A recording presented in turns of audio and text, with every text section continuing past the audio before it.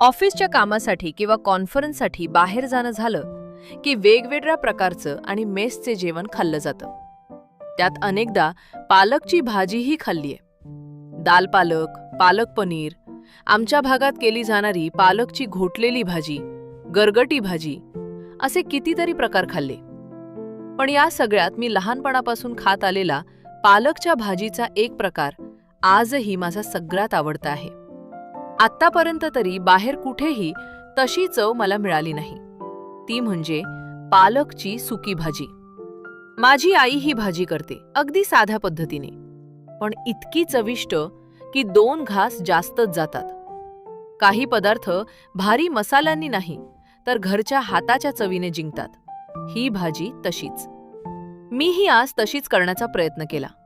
अगदी आईसारखी जमली का नाही हे तीच सांगू शकेल, पण प्रयत्न मनापासून केला एवढं नक्की. या भाजीत सगळ्यात महत्त्वाचं काय तर कांदा आणि ओलं खोबरं.